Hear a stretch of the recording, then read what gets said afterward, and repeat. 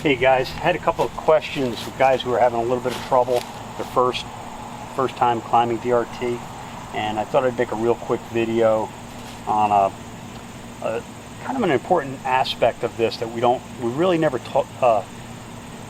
really touched on it too much in any of the videos that we made. But what it is basically setting the knot on your Blake's hitch. So I just want to show you how we do that.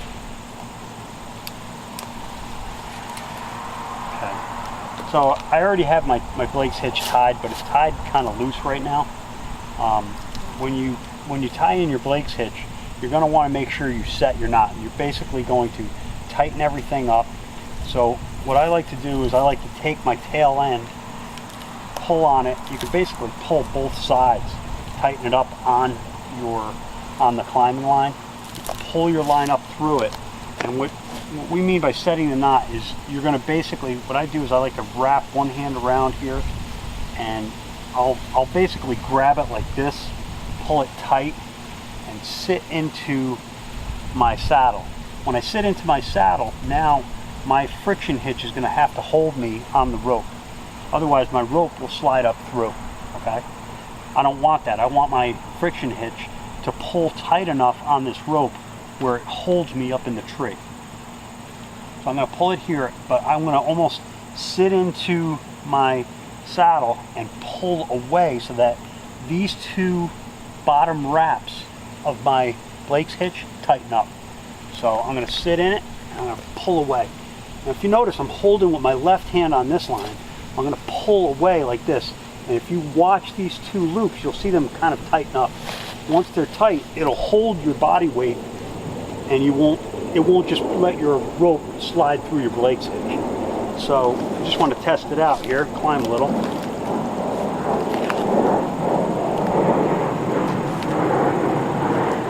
Now I advanced the knot, pushed it up, and I hold it down, come down a little bit. Other thing, real quick, just want to show you what I like to do all the time. I like to take my tail end and tie it back to this line. You guys have probably seen this in some of our other videos, but I'll tie it back. And some of the guys noticed here, I leave a Prusik cord on this line all the time. And the reason I do that is I can take this tail end,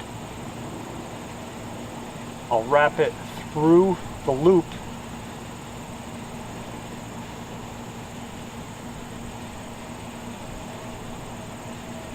I'm just going to tie a knot here, just a simple overhand knot. Use double overhand knot.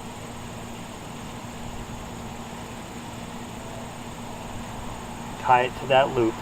And then what's nice about this is I want to adjust this.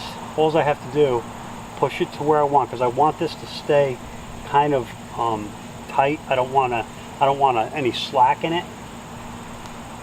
Pull it tight so it doesn't move. Now this is going to pull my Blake's hitch up.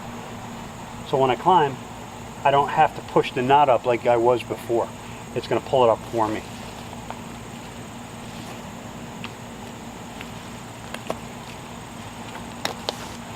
Just like that.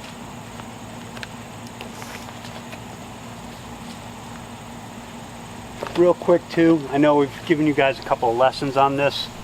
I just want to show this because we got a lot of naysayers that watch our videos, and they see us doing this and they say, oh, it's too hard, you're gonna be sweating. Well, I'm sweating right now, but I wouldn't have to be climbing to be sweating. It's almost 90 degrees. But just to show you, you're not pulling yourself up this tree with your muscles. You're pulling yourself up the tree with a technique. Okay, I'm gonna sit into this line. I'm going to basically almost lay flat. I'm going to hold this rope. I wrap my arm around that rope and hold it. And my body weight, I'm holding my weight on this, but I'm utilizing my weight, not my muscles, to do it. I'm just going to hang on to this. And when I do my hip thrust up, what's going to happen is my hip thrust upward is going to actually make my body weight pull the slack of my rope around that limb. So I'm not using muscle to pull myself up the tree. I'm just using a technique. Let me show you. Hip thrust. I'm pulling down now. I'm not pulling, I'm just leaning my weight. It's gonna, I'll pull down a little bit, but it's not really hard.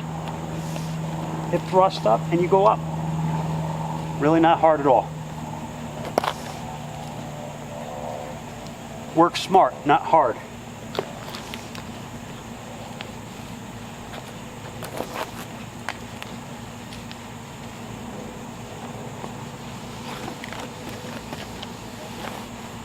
That's all there is to it.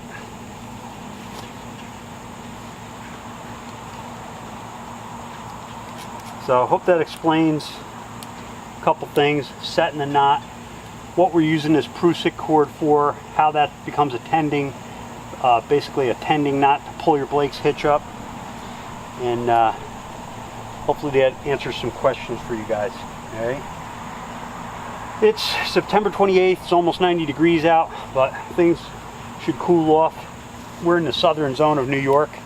Season opens up on Tuesday, so I'm already seeing quite a few guys on some of the forums and on our Facebook page that have had some success in the northern zone and, you know, different states and everything. So it's really awesome. I'm really getting excited because I'm watching everybody else putting some deer down on the ground. And, I'm waiting patiently. I can't wait to get out there. Usually, in October, you know, it's usually kind of dead, to be honest with you. I mean, unless you got a really good food source around here. But where I hunt, a lot of the places that I'm hunting, things don't really get too good until November. So, but we're gonna try and get out there, see if we can maybe we get lucky. You know, Scott and I are gonna try and head out next weekend. I think we're gonna have a cool front come through. It's what the forecast is calling for. So we're gonna try a couple of spots and just basically go in blind. We're gonna go in, we're gonna use our DRT climbing method, film the whole thing from start to finish.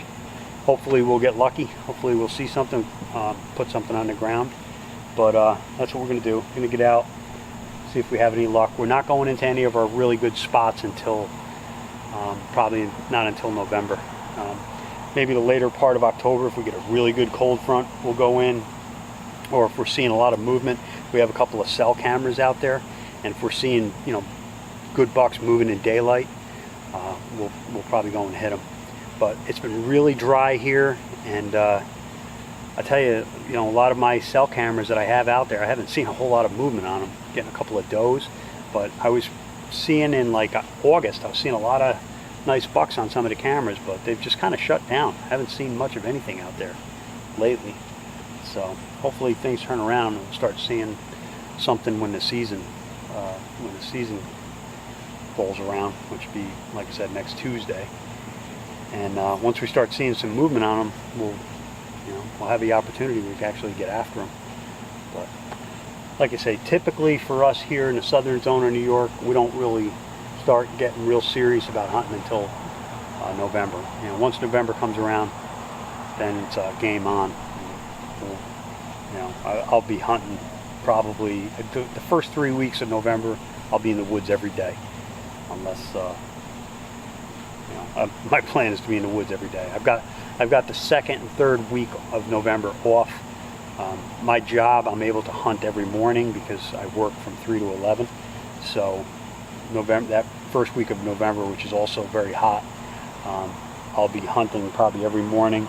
But I didn't take off the first 2 weeks of November. I typically do that, but I found that, you know, the bigger, older deer, usually I start seeing them that late into the second week and the third week, and I think it has more to do with the fact that you're actually starting now at that third week of November on the tail end of the rut. So by that point, probably most of the does are bred. Those bigger deer start searching again for hot does, and it's colder. So that's my game plan this year, is I'm going to focus on that third week, second and third week, and hopefully it pans out for me. The first week is always really hot. You know, if I had the time off, I would take, you know, the first 3 weeks of November off, but I just didn't have the time this year. So we'll see what happens. Hopefully it'll pan out. But I just want to wish all you guys luck who are out there, hunting. A lot of guys are going to be starting to get out, here in New York next week. But I'm seeing guys all over the country that are out there they're killing deer and filming it. A lot of guys in the saddles for the first time. It's pretty cool. It's awesome. Saw on our Facebook page just today. Just want to congratulate Adam Finley. He shot his first time out DRT climbing in a saddle. I don't know if it's his first time hunting out of a saddle, but I know it was the first time he was hunting using the DRT method. And his first time he went out and he scored. He put some meat in the freezer, shot a nice doe. And a couple of other guys were out saddle hunting. And Matt Christopher, he killed a nice buck in the northern zone of New York on public land. So saddle hunting as well. That's pretty cool, man. There was a lot of naysayers with saddle hunting, and I think this is going to be the year where they're going to really see how effective this saddle hunting is. And a lot of people are already doing really well. Rut isn't even here yet. Wait till the rut comes on and everybody's out there and deer are chasing and everything. It's going to be awesome. So that's about it, guys. Hopefully these tips are helpful to you. Unfortunately Scott's not here, but just want to wish you guys best of luck this season, and just look out for us. Next couple of weeks we're going to start hunting, and we're going to we'll be putting our hunts on, we're going to be filming them and putting them on the channel. So hopefully we'll have something interesting for you to see, bring you along with us. So should be fun. All right, climb safe and best of luck.